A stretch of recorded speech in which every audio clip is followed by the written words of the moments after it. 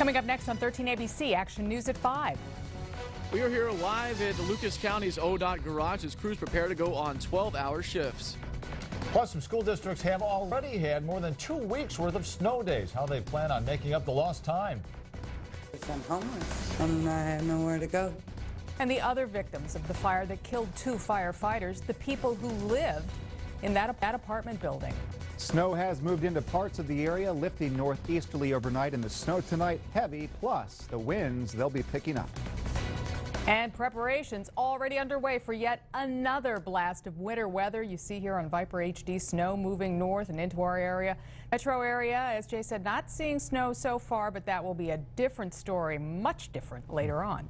Welcome to Action News at 5. I'm Diane Larson. And I'm Lee Conklin. Thanks for joining us. Our team tracking this storm as you get ready for the next round of the Arctic blast and all that snow. Chief Meteorologist Jay Burschbach live in the First Warning Forecast Center, kicking off our team coverage tonight. Jay? Lee, right now we're in great shape in Toledo, so the evening drive should be fairly quiet, but heading just about 50, 60 miles southward, the snow has begun near Findlay, Lima, areas west and east of that. Now, all of us in Ohio under a winter storm warning. This takes us through tomorrow afternoon, so it's only going to get worse between now and midnight and continue into that morning drive. The only counties not under a winter storm warning: Lenawee, Monroe counties. They're under a winter weather advisory. A little lesser criteria up there with a little bit less snow expected, but a key word there, little bit. Taking a look here at Viper HD, we're watching this huge system, well-formed, classic shape here for a winter storm. The band heaviest snow now into parts of Indy, or at least Indiana, moving northeasterly. So we're thinking between now and midnight, several inches of snow, and by the time you wake up tomorrow, 6 inches or more for just about everybody. It's pretty amazing here. So again, take this seriously. Winds increasing tonight, snow falling through the morning drive tomorrow. And right now, if you saw Viper, looks like it's snowing right now over Toledo, but it's not. With more on that, the advantages of a live local Doppler radar. Let's head outside. Meteorologist Ross Ellett. Yeah, Jay, as you can see behind me at this point, we've got the clouds, but we don't have the snow, at least not yet. Now, above our head, about 1 to 2 miles above our head, we do have that snow that's falling. It's just not reaching the ground quite yet. Some dry air in place. Let's take a look at our own radar. Live Doppler 13,000 HD shows where that snow is located right now, as we've got a lower angle towards the ground, getting a better idea of exactly where that snow's at. So again, from Findlay here over towards areas near Lima, we've got some of that snow. It is working its way to the north and east. Visibility is here on your screen showing Findlay down to a half mile, a good indication of some of those heavier snowbursts already beginning to start. Of course, we've got a ways to go with this. We'll have complete coverage coming up, and also your snow totals and when the snow will end. We'll take a look at that in just a few more minutes. All right, Ross, thank you. Well, as many of us rush to get the kids home after work, those who work for ODOT are ready to head right into the storm. With about 100 trucks patrolling our district, Region 2 for ODOT, you're going to see plenty of those neon green lights out and about over the next 24 to 36 hours. 13 ABC's Ben Cathy is at the ODOT Lucas County Garage with a timeline and how supplies are holding up. Ben?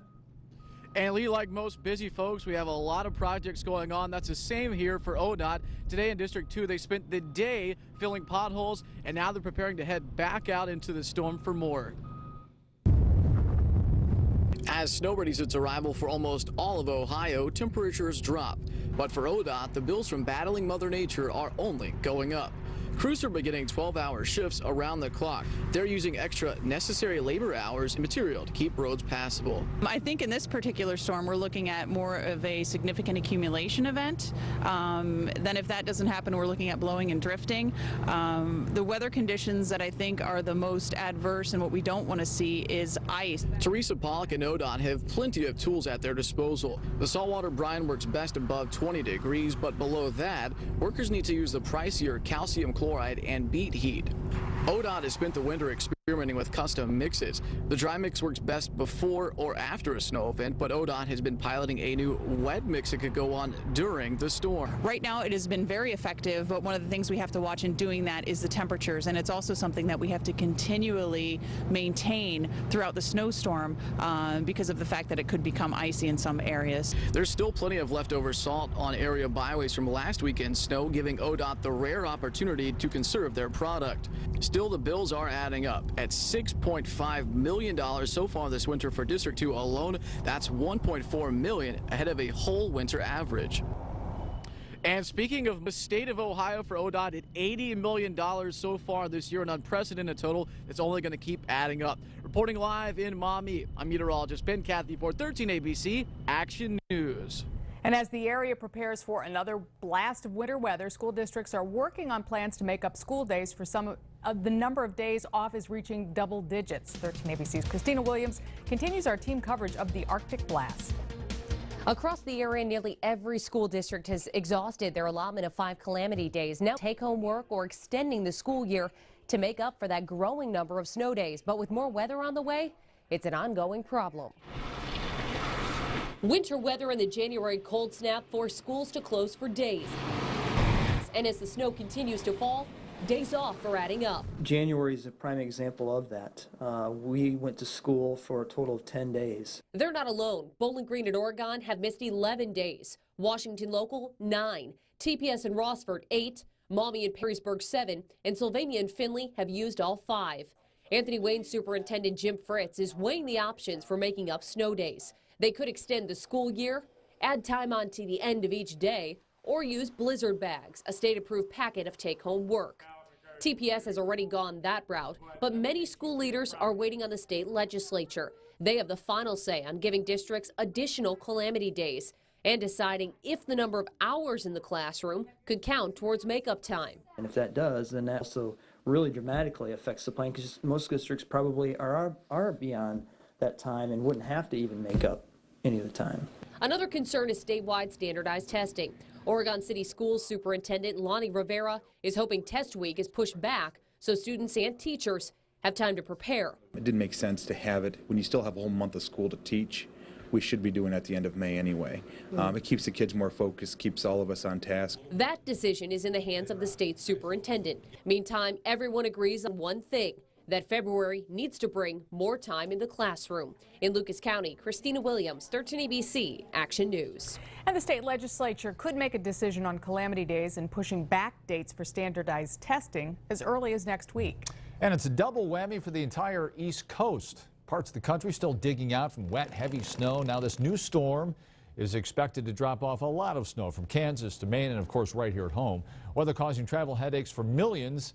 Already more than 1,600 flights have been delayed. Nearly 600 were canceled. We're trying to get to Chicago. Our flight's a couple hours delayed. We're just hoping it will actually take off. And after this snowstorm tonight and into tomorrow, the Northeast may not have much time to recover. Meteorologists there looking ahead to a possible weekend storm as well. Of course, we have our own problems to deal with here. Remember, you can keep tabs on the winter weather wherever you are. The live Doppler 13,000 HD app, free to download onto your smartphone. You can check the weather, that snowfall right down to your street. And 13 ABC will have continuous coverage of this wave of winter weather all evening long. You can find the latest on snow emergencies and cancellations on 13abc.com. We are also bringing you the latest on the investigation surrounding the fallen firefighters. Last Sunday, firefighters Stephen Mashinsky and Jamie Dickman were killed battling an apartment fire in North Toledo.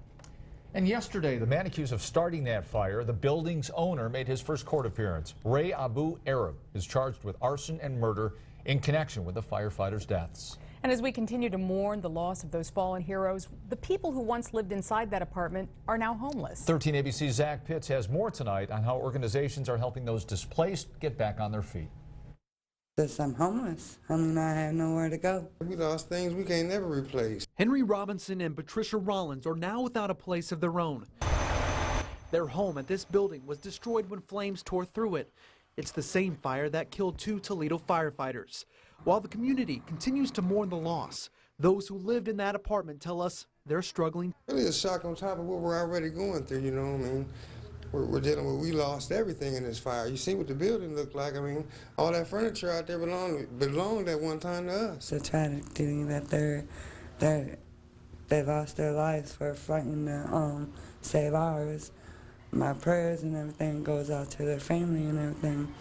And I know they're getting a lot of support and everything, but at the same time, us victims of the homes ain't getting no type of help. Henry, Patricia, and everyone else who lived inside this building are being helped by the American Red Cross.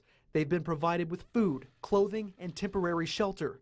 Red Cross officials say They keep ongoing relationships with their clients to help them get back to some sense of normalcy. And that's really important for us, that we can provide them with that long-term recovery. It's not just a one-stop, okay, here's the disaster or the fire that just happened, and this is what we're providing you, but how can we make sure that after today and after what's happened, you can have a successful life going forward. The tenants here have played a large part in helping investigators piece together what happened. Fire officials have offered a hand to help them as well. While hearts are still heavy with the tragic loss, the man believed to be responsible is behind bars at the Lucas County Jail.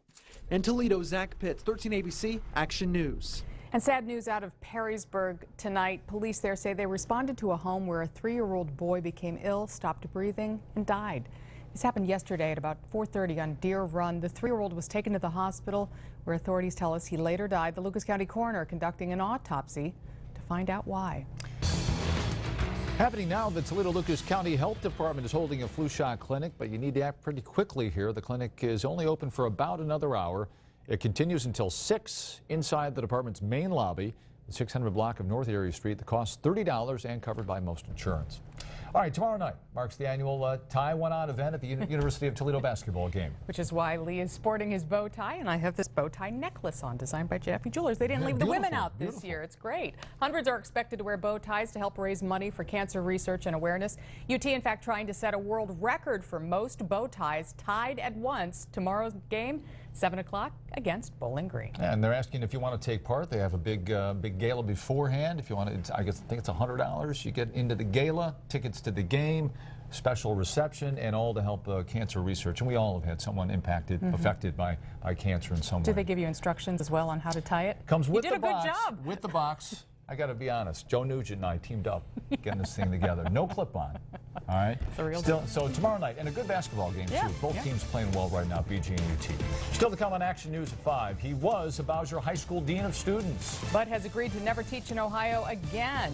The reason why coming up in our Blade briefing. And Wall Street worries continuing. What the tough start on the market means going forward in 2014.